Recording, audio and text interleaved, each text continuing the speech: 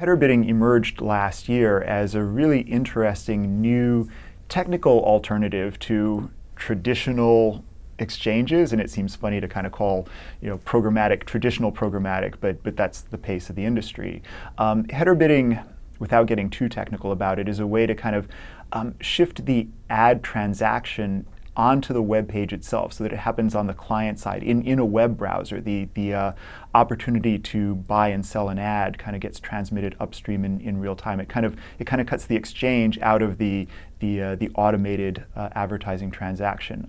That can have a lot of good impacts. It shakes up the again, traditional way that digital advertising is being transacted. Going from a live human salesperson to an ad network, let's say, to one of a series of private marketplace deals to an open exchange. Header bidding disrupts all of that and potentially creates a much more direct, kind of seamless relationship between the published site and somebody who wants to advertise on that site. So good that it cuts out a lot of middlemen, maybe makes transactions a lot simpler.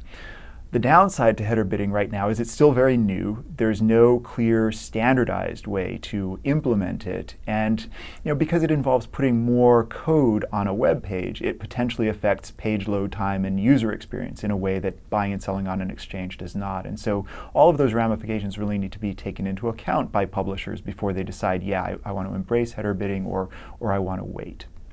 In terms of the IAB's role, we're launching a new initiative and a new working group to help educate the marketplace, kind of provide a header bidding 101 for, again, buyers and sellers alike, because this is very new technology, and evaluate the ramifications and potentially the business case for the IAB launching a further project to help standardize how header bidding gets implemented. Programmatic has clearly evolved dramatically over the last 3 or 4 years. I can remember when real-time bidding first came on the scene, and there was a general reaction of deep concern on the part of publishers that when all ad inventory is transacted like stock shares or pork bellies, that there's nothing to differentiate super premium inventory from mid-level inventory from remnant inventory. I think as programmatic has evolved, we've all come to realize it's a tool, and it's a tool that can be used in many, many different ways. In the last year, I'd say the most progress or the most interesting part of programmatic has been the evolution of private marketplaces, where even a year and a half ago, they were starting to come on the scene, become a way that buyers and sellers were coming together in a way that really kind of made a lot of sense to publishers from an efficiency perspective. But I think just late last year, it was when both sides started to realize these aren't magical kind of turnkey, push a button and you're done sorts of solutions. There's a lot of work that goes into place to making a private marketplace, a PMP deal, really work efficiently. IAB published what we call a PMP checklist last year that just kind of runs down in very systematic fashion all of the steps that it takes to really launch a successful PMP deal. And there's more of them than I think some publishers thought going into it, but we're seeing more and more of those deals work really well for the buy side and the sell side. Certainly, concerns around fraud, around viewability of ad inventory are not limited to inventory that's transacted programmatically. I think that fraud is a problem for the entire digital advertising ecosystem, and it's why the IAB, along with key partners, launched the Trustworthy Accountability Group last year.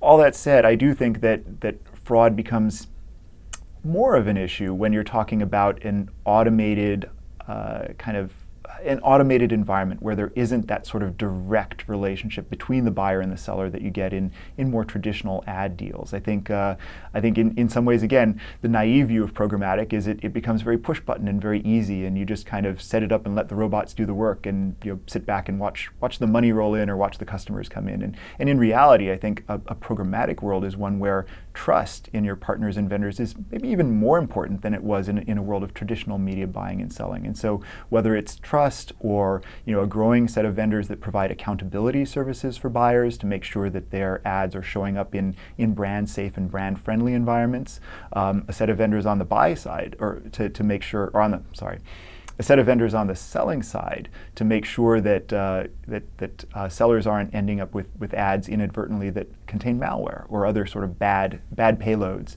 I think the marketplace is beginning to work itself out.